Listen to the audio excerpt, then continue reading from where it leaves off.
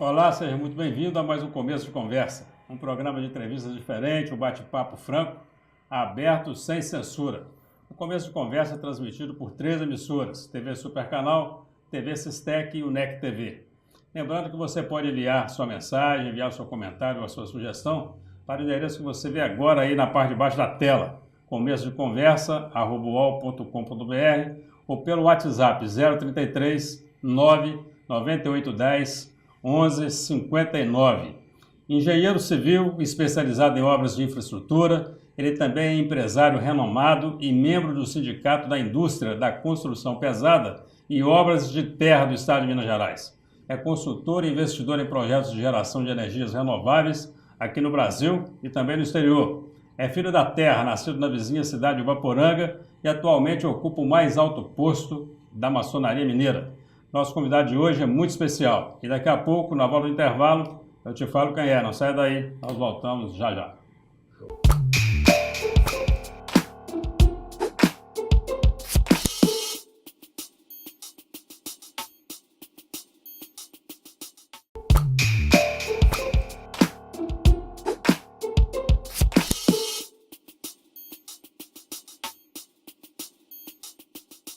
Estamos iniciando mais um Começo de Conversa, hoje recebendo um convidado para lá de especial. Em 2015, ele assumiu o grão-mestrado do Grande Orient do Brasil, Minas Gerais, cargo que ocupará durante o quadriênio 2015 e 2019. Venceu as eleições com expressiva votação da sua chapa Tradição e Modernidade. Ele é orgulho da maçonaria mineira e é um dos principais expoentes da maçonaria no Brasil. Um grande empresário e orgulho da nossa terra. Eduardo Rezende, prazer recebê-lo aqui. Prazer todo meu, professor. Nos estúdios da UNEC TV, no programa que é transmitido pela UNEC TV, TV Supercanal e TV Sistec. Tudo bem? Tudo tranquilo. Veio a Caratinga para a sagração de um templo. É da Fraternidade Acadêmica de Caratinga. Hoje nós estaremos fazendo essa sagração, que é uma ritualística maçônica muito bonita. O procedimento de sagração deixa um templo apto a fazer todos os trabalhos maçônicos. Bacana. Eduardo, que é filho de Caratinga, nasceu em Ubaporanga, mas Ubaporanga pertencia a Caratinga, não é isso? Casaram com a doutora Ana Cláudia. Filha do Adilson Teodoro. Aliás, um abraço para o Adilson Teodoro, né? Manda um abraço para o seu sogro. Não é meu sogro, é meu pai. O Adilson é um pai. É. Ana Cláudia está bem? Bem, tranquilo, Quantos graças filhos, a Deus. Eduardo? São 2 filhos, um casal de filhos. E estão estudando ainda? A mais velha é médica veterinária e o mais novo está no 3º ano de engenharia civil. Alguém vai para a empresa do pai, não? É o mais novo trabalha já está trabalhando em alguns projetos comigo. Bacana, Eduardo. Eu queria falar um pouquinho sobre maçonaria. Você é um grande empresário, nós temos muito assunto aqui para falar. Política, queremos falar sobre isso, reformas. Mas sobre a maçonaria é uma instituição universal, né? Então, assim, tem maçons e lojas maçons no planeta inteiro, né? Espalhado para todo lado. Você dirige uma organização que tem 9.000 maçons, é isso? Em Minas Gerais? Cerca de 9.000 Um pouquinho mais, 9.500. 9.500. E as pessoas, a gente sabe que elas são diferentes. E o maçom, ele tem uma característica ainda, ele é essencialmente formador de opinião, né? Então, você tem expectativas diferentes, não obstante o objetivo da maçonaria ser o mesmo, mas os objetivos específicos mudam, né? Então as pessoas têm expectativas diferentes, objetivos diferentes. Como é que é isso? Como é que você consegue gerir uma instituição deste tamanho com essa característica?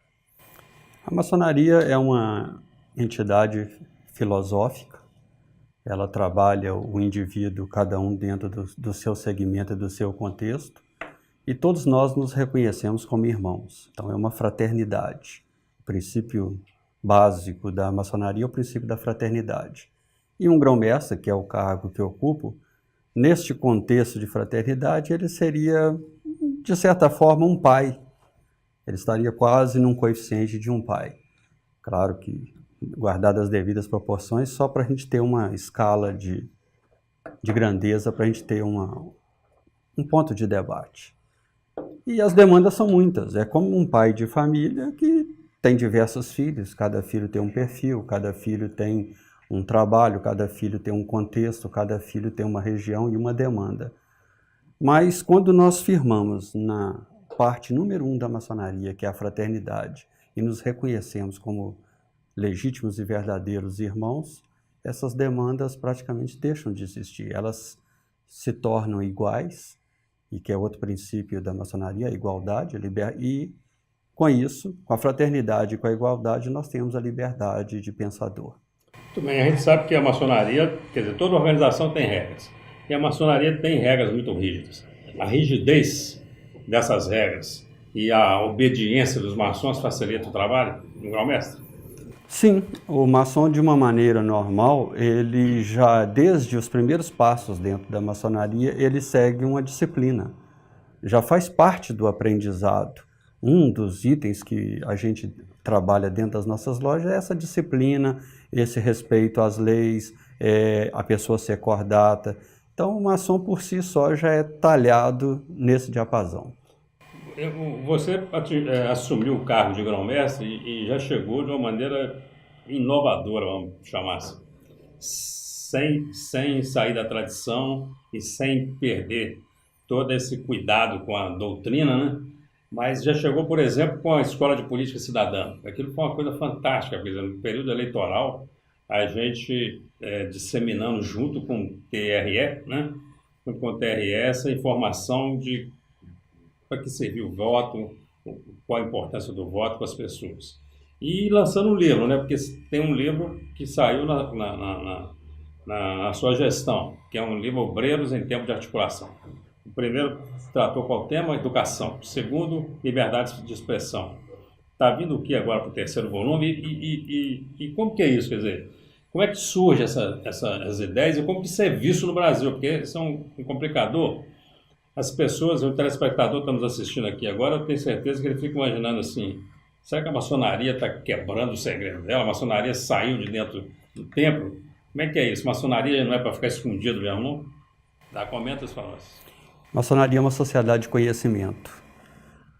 Desde os primórdios da sua fundação, todos aqueles filósofos, os estudiosos do passado, ou os artífices da construção, que buscavam estudar a construção, as leis da estabilidade e as leis da física, as leis da matemática. Então, ela é uma sociedade do conhecimento. O conhecimento, ele difere um povo do outro, a capacidade dele de absorver, de reter e de passar esse conhecimento. Então, a maçonaria trabalha esse pilar do conhecimento como o pilar central, a pedra angular dela. E no conhecimento, a gente busca o aprimoramento de cada um dentro da sua própria vocação, dentro da sua vontade de aperfeiçoar.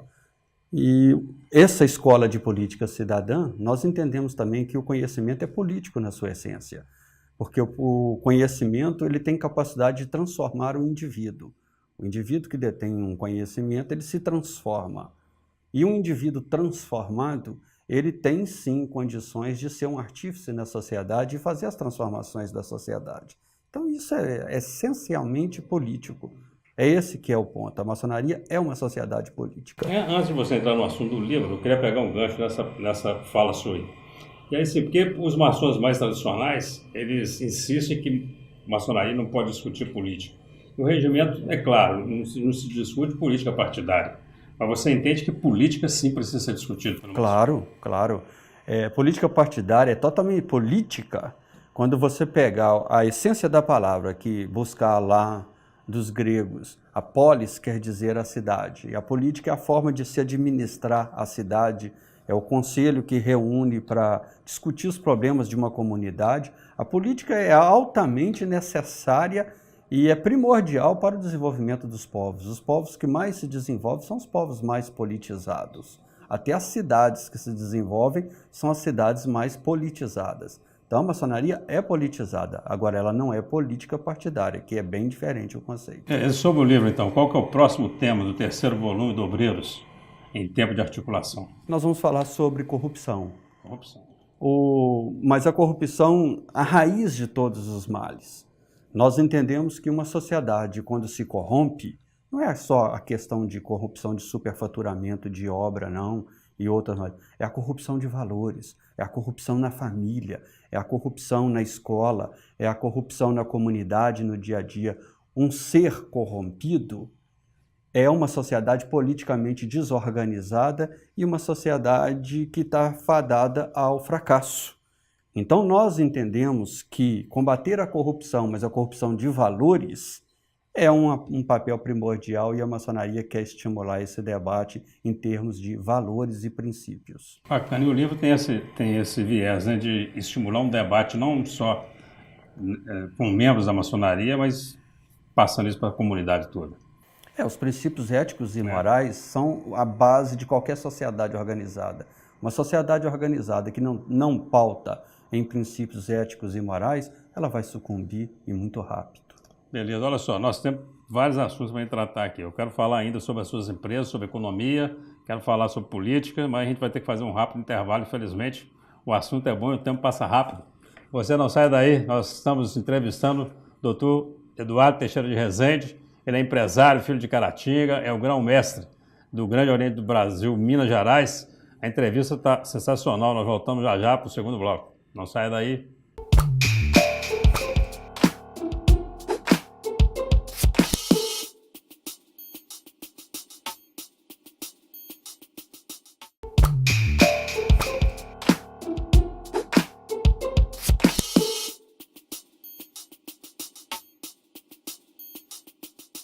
Estamos de volta com o começo de conversa. Você que chegou aí agora terá a oportunidade de assistir ao segundo bloco de uma entrevista sensacional com o renomado engenheiro civil e grão-mestre Eduardo Teixeira de Rezende. Ele que é caratinguense e ocupa o mais alto posto da maçonaria mineira. Eduardo, queria só entender uma coisa. Sua empresa está em Caratinga ou está em Belo Horizonte? Caratinga. Está em Caratinga? Por que você está em Belo Horizonte? É porque lá é a capital do estado e você precisa eu faço a parte comercial da empresa. Muito bem. Então as questões comerciais são tratadas na capital. Mas ela fatura e gera imposto para nós aqui? Em Caratinga. Em Caratinga. 100% Caratinga. Que bom. Você ainda tem um sócio aqui? Tem. Que é o Geraldo. Geraldo. Continua aqui. Continua. Pré-arte. Pré-arte. Deixa eu te fazer uma pergunta sobre obras. Pode perguntar, né? Pode, fica à vontade. Perguntar à vontade. Fica à vontade. Você já deixou de fazer alguma obra por conta de não ter que pagar propina? Olha, não sei citar nome, não. Eu só quero saber se é uma experiência que você passou por ela. A gente trabalha com infraestrutura, nós temos dois clientes, o governo federal e o governo do estado. O governo do estado através do DER e o governo federal através do DENIT. A gente trabalha com obras rodoviárias. E, na verdade, nós, quando começamos a trabalhar, a gente trabalhava também com prefeituras. E, por exemplo, não é que nós deixamos de fazer uma obra, nós deixamos de trabalhar com alguns clientes. É bem diferente. Então, por exemplo, prefeituras. Nós não trabalhamos mais com prefeituras. Colocou como regra da empresa isso? Como regra, não nos interessou. Você vê, nós tínhamos, por exemplo, uma usina de asfalto aqui em Caratinga, podíamos sair asfaltando todas as cidades no entorno e não nos interessou. Não precisa nem responder mais. Tá bom, tá respondida a pergunta. Muito bem, deixa eu te falar. Voltar para Caratinga, Eduardo Teixeira de Rezende, tem alguma possibilidade? A gente nunca saiu daqui, né? A raiz da gente morar aqui... Ser prefeito de Caratinga, por exemplo. Não, isso aí é um nome cotado em toda eleição, né? A cada eleição o pessoal fala em Eduardo Rezende. Você nunca se manifesta. Não tenho vocação política, não. Acho que é muito simples, Eugênio. É igual você falar assim, professor Eugênio, eu quero que você vai fazer um show junto com o Agnaldo Timóteo. Você pode falar, será que eu tenho talento para fazer isso? A política é um talento. Eu acho que o cidadão político, nasce com essa vocação. E eu, particularmente, me entendo que não tenho essa vocação. Eu não saberia falar para uma pessoa aquilo que ele gostaria de ouvir. Eu sempre falei o que eu penso. E acho que quando a gente fala o que pensa politicamente não é bom. Então acho que não teria chance nenhuma e nem tem essa pretensão e essa vontade. Mas aí eu queria conversar mais um pouco sobre isso, então.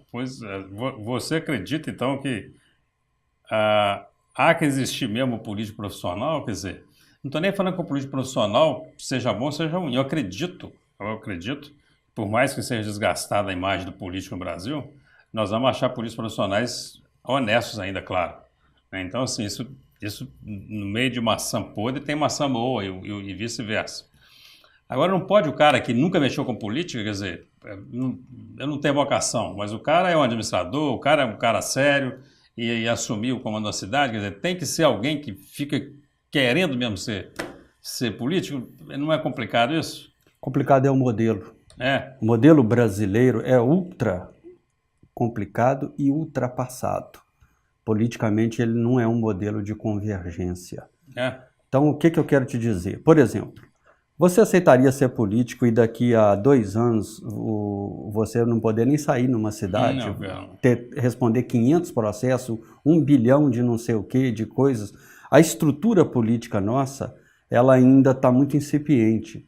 Nós não temos ainda a instituição. Antigamente, um prefeito de uma cidade, ele era uma pessoa de alta honorabilidade.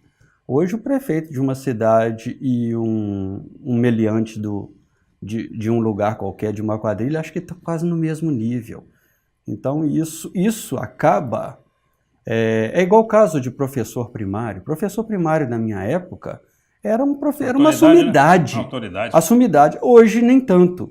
Então, essas questões de valores é que a maçonaria quer bater. Essa corrupção de valores é que faz a corrupção de uma sociedade, a corrupção de um princípio. E uma sociedade corrupta em seus valores é uma sociedade que não está preparada para o crescimento, para o desenvolvimento, para a justiça social. Não é uma sociedade justa, não é uma sociedade perfeita. Então, nós tentarmos voltar a trabalhar esses conceitos, hoje, um político é exatamente uma pessoa que vai para o corredor da morte. Ele vai sair dali e vai sair para não se levantar mais. Quer dizer, se manter o status quo, quer dizer, a tendência é as pessoas cada vez mais tentarem correr disso, né? Algumas pessoas, os empresários, os bons profissionais, deixar isso para a política profissional mesmo. A saída seria a reforma política? Com certeza. Então vamos aproveitar e falar de reforma política. Como é que você imagina a reforma política? Isso passa no nosso Congresso? Eu tive com Marlon Reis. Marlon Reis é irmão nosso, maçom, ele que foi o autor da Ficha Limpa. Eu almocei com Marlon Reis, convidei ele para fazer uma palestra no Grande Oriente do Brasil, Minas Gerais. Foi um dos primeiros atos que eu fiz e fiquei um dia inteiro com ele. E o Marlon Reis, na época, isso há 2 anos atrás, ele me disse: Eduardo, o problema do político é as empresas fazendo contribuições de caixa 2, contribuições de propina, agasalhado em contribuições políticas. Era um modelo vigente. Quem se elegeu, 100% dos políticos que se elegeram nesse modelo, 100%. E o que a gente vê aí na televisão é que quando um cai, os outros ficam ali como hiena em cima dele, dizendo que aquele está errado, como se ele também não tivesse errado. 100% dos políticos eleitos no nosso país se elegeram com propina, com caixa 2 e com isso tudo que você viu. Os partidos políticos hoje são na sua essência, direcionados. Agora estão fazendo aí o voto fechado, quer dizer, o partido já diz quem que vai se eleger. Isso são absurdos, são coisas que a gente vê que faz com que o Brasil se distancie muito da base popular. O político não tem comprometimento com sua base popular.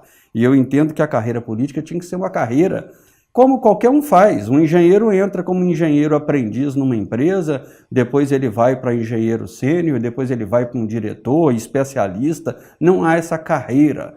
A política tinha que ser respeitada. Eu respeito aquele que dedica a vida dele à política. Eu acho que eu não teria essa condição de fazer isso, de dedicar a minha vida a uma questão política. Muitos amigos meus, contemporâneos meus, de escola e de tudo, se dedicaram.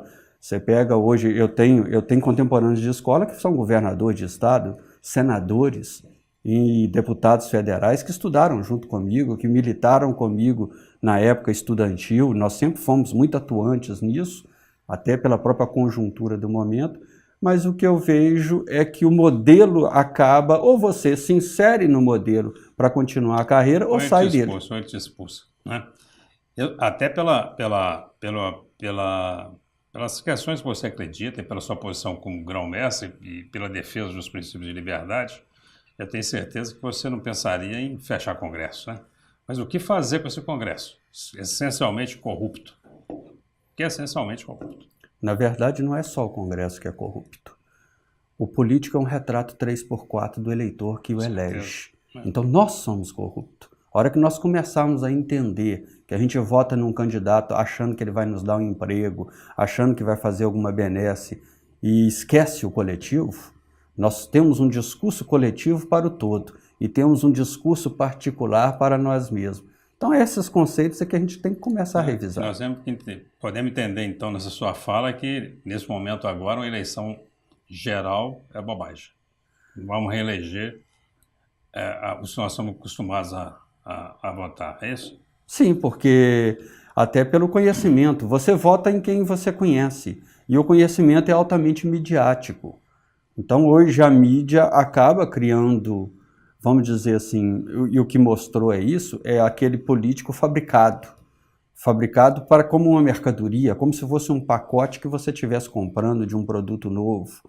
Esses conceitos aí, para se mudar isso, é muito complicado. Eu acho que se nós voltássemos a ter os votos distrital, quer dizer, na base, pode ser um passo para a gente começar a coibir aquele político paraquedista que só vem aqui no dia do voto e leva seus votos. E a intensificação, por exemplo, de um projeto desse da maçonaria, da Escola da Política Cidadã, né? Porque isso, levado a milhões e milhões de pessoas, pode ser que realmente altere essa maneira do brasileiro votar.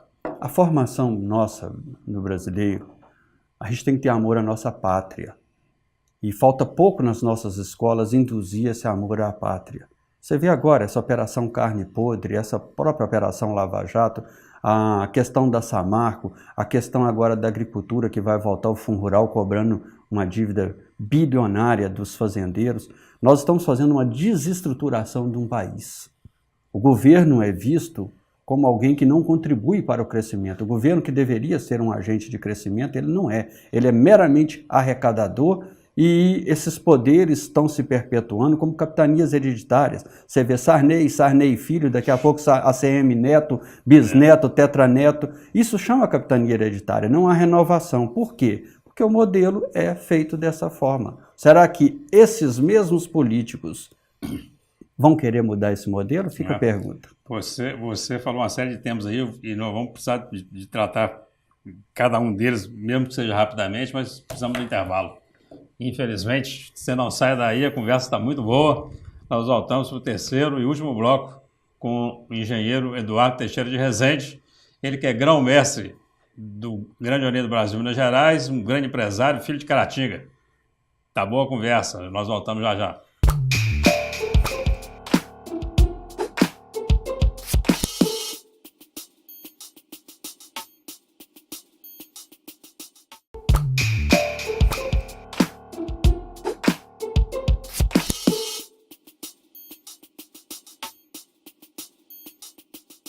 Olá, estamos de volta com o começo de conversa. Você que chegou aí agora vai ter a oportunidade de assistir ao terceiro e último bloco de uma sensacional entrevista com o grão-mestre do Grande Orient do Brasil, Minas Gerais, doutor Eduardo Teixeira de Rezende. Ele que é caratinguense, é empresário. O papo está muito bom, você pode acompanhar. Doutor Eduardo, terceirização. O senhor é um cidadão e é um empresário. Como é que o senhor está enxergando a terceirização de serviços? Eu vou voltar no passado. Existia no Brasil a lei do inquilinato e essa lei do inquilinato o governo intervia em aluguel. Ele que estabelecia a regra. O que aconteceu? Ficou de um lado um monte de gente querendo alugar e de um lado um monte de imóvel fechado. Tudo que o governo põe a mão, ele bagunça. O governo não está preparado e não deveria influenciar em nada disso. O governo deveria ser apenas regulatório. Então, a questão de terceirização. O pior do que existe é você querer impor ao mercado aquilo que o mercado não acomoda. O mercado é dinâmico. Você pode até impor dentro do território brasileiro, porque as leis brasileiras são cumpridas aqui, mas o mundo hoje é globalizado. Quem não estiver preparado para a globalização, você pega os Estados Unidos, uma pessoa entra de manhã e é demitido de tarde e ele fica bravo para garantir o emprego dele? Não, porque ele tem oportunidade de no outro dia arranjar um emprego até melhor do que ele tinha. Então nós precisamos de tirar esse falsete, falsear a economia. A economia não pode ser falseada, a economia tem que ser livre. Eu sou a favor do liberalismo. Eu acredito que o Estado tem que ser um agente fiscalizador e normativo, nada mais do que isso. Tudo que o Estado quer entrar, quer sindicalizar, essa contribuição sindical que criaram agora sobre o capital das empresas, é um absurdo no país fazer isso, se cobra um percentual do capital daquela empresa. Um troço que não tem nexo. É um absurdo, assim, de uma estranheza. Isso está contra todas as leis do mercado, e isso não se sustenta, e por isso o Brasil está perdendo muita competitividade. Governo Temer, doutor, é um mal necessário ou é o homem certo na hora certa? Olha, o governo Temer, oriundo do PMDB, nós temos que lembrar que o PMDB hoje é o maior partido no poder. Nós temos que lembrar que nós estamos numa transição política, que a política do passado, que era aquela política de compadre, hoje ela está dando lugar à política da informação. O eleitor está sendo mais informado, nós estamos sendo bombardeados em tempo real. Hoje, nós somos uma sociedade de informação. Vai ser um choque brutal. Isso igual quando Gutenberg descobriu a prensa e fez os primeiros folhetins. Caiu o sistema feudal com isto. Hoje nós podemos dizer que os sistemas corruptos, os sistemas de jogo de compadre tenderão a cair. Só que há uma transição. Eu acredito que o Temer tem todas as prerrogativas para fazer uma transição. O Brasil é uma locomotiva, em termos de produtividade no mundo, é quase que, teoricamente, a sexta economia do mundo. Não estamos nessa posição, mas nas posições de commodities que nós produzimos e no mercado brasileiro, nós somos uma locomotiva e nós temos que trocar as peças dessa locomotiva em pleno movimento. E nós não estamos fazendo isso, nós não estamos sabendo fazer isso. Nós estamos muito mais preocupados com o maquinista e de explodir a locomotiva. Se explodir a locomotiva, está explodindo o país, do que ter a capacidade, a sagacidade e a astúcia de fazer as emendas dentro de um contexto político correto, dentro de um contexto do nosso país. Então, a ruptura está sendo muito brusca. Eu acredito que reconstruir depois uma nação nas bases econômicas, por exemplo, hoje a nossa agricultura sendo aí dilacerada.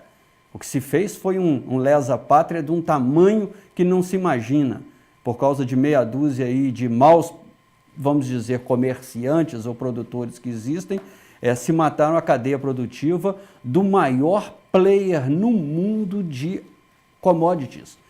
De todas as commodities do mundo, nós somos ou o primeiro ou o segundo lugar. Em carnes, por exemplo, no complexo de proteínas animal, nós somos o primeiro. Então, qualquer país sério, os Estados Unidos faria isso sem matar a empresa. Prendia o bandido, porque quem comete crime são pessoas, não pessoas jurídicas. E nós estamos demonizando a empresa. O Ministério Público vai lá fechar ela, o meio ambiente vai lá fechar, tudo vai lá fechar. Quem vai lá abrir depois? Eu quero saber quem vai abrir o dia que faltar comida na mesa do nosso brasileiro. Reforma da Previdência, doutor. O senhor acha que é um mal necessário ou isso é só uma maneira do governo conseguir mais dinheiro para gastar? A Previdência é superavitária em dinheiro. Nós, na construção civil, pagamos uma taxa absurda para a Previdência, independente de termos ou não termos funcionário na obra. Ele é calculado pela base geradora da obra.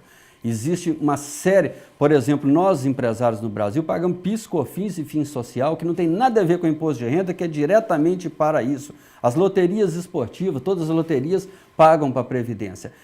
Na verdade, no Brasil, se pega uma égide do velhinho passando fome e o governo cada vez mais arrecada mais e cada vez mais ele rouba e desvia dinheiro. A Previdência é superavitária. O que acontece? Eu, simples mortal, se eu me aposentar hoje, vou ganhar R$3.000.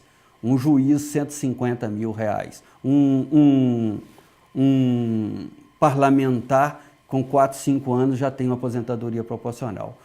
O governo está criando dois Brasis. O Brasil que trabalha, que somos nós, que a maioria ganha um salário mínimo de aposentadoria e contribui para esse pacote. Você pode falar, mas o cara trabalhou só um salário mínimo, não contribui. Não, você compra um sabonete no supermercado, você está contribuindo com PIS, COFINS e social. Você joga uma loteria esportiva, você está contribuindo. A contribuição nossa é muito pesada com esse intuito de previdência. E nós temos a pior previdência do mundo.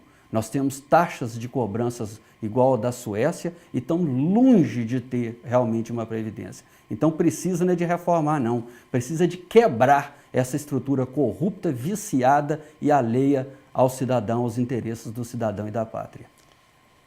A Operação Lava Jato, qual a sua opinião sobre isso?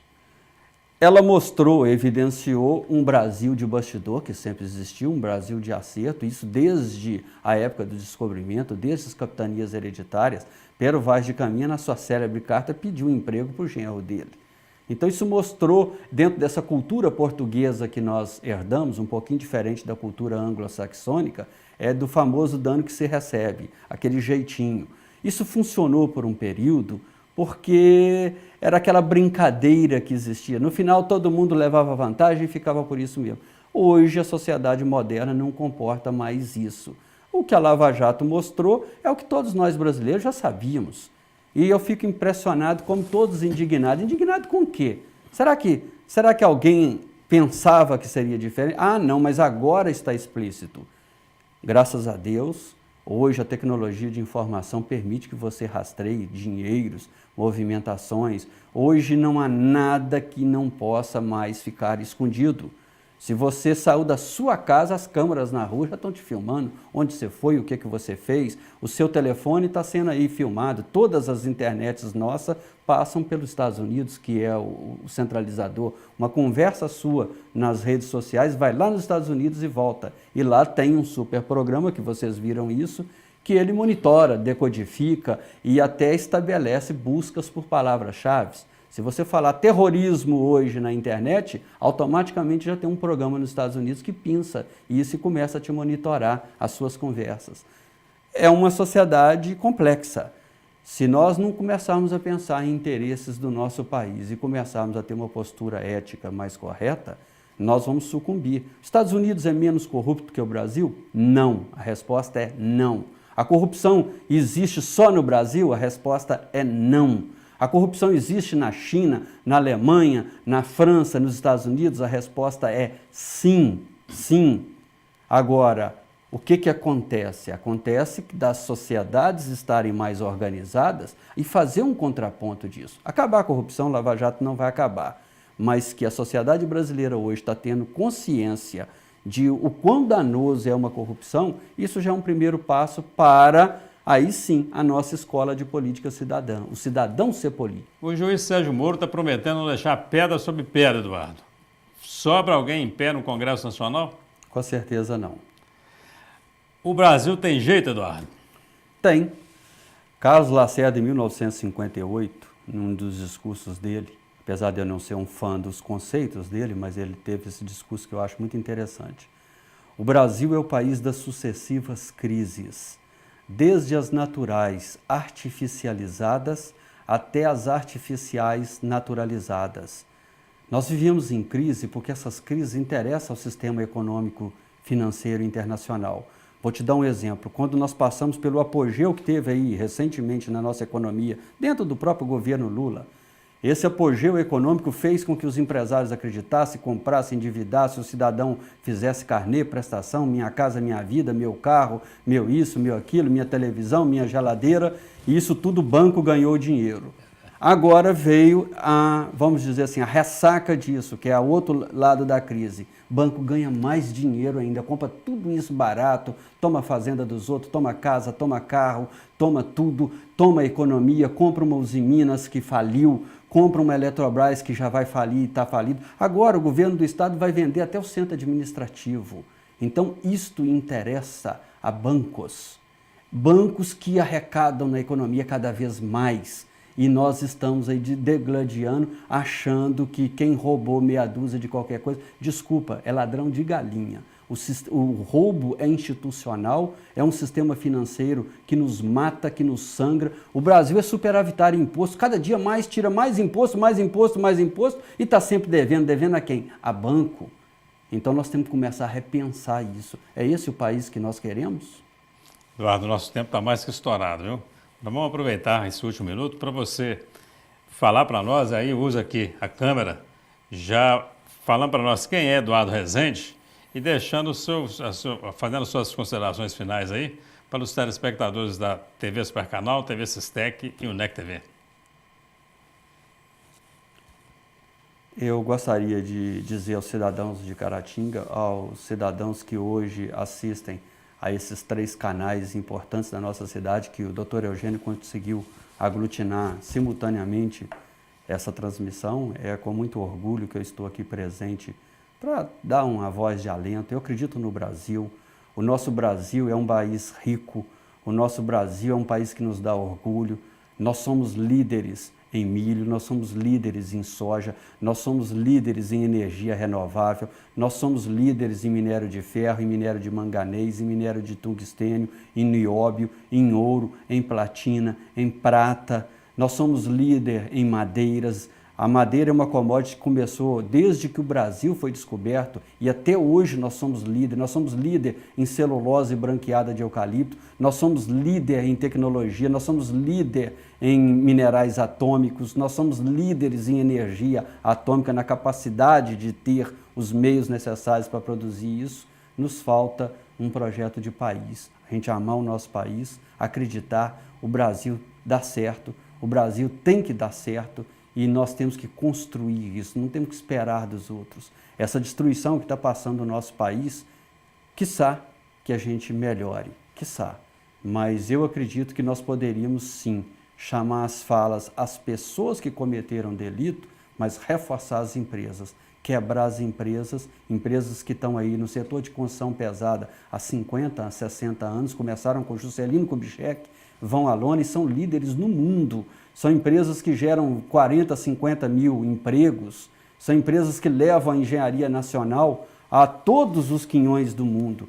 Então, se nós não defendermos o nosso país, começarmos a entender que atrás de morro tem montanha e que o interesse maior é sucatear todo esse país líder de produção. E olha, do jeito que está, nossas estradas vão ser vendidas, nossos hospitais vão ser vendidos, nossas casas administrativas vão ser vendidas, daqui a pouco nossa alma vai ser vendida. E pode ter certeza que quem comprar vai querer receber. É esse o recado.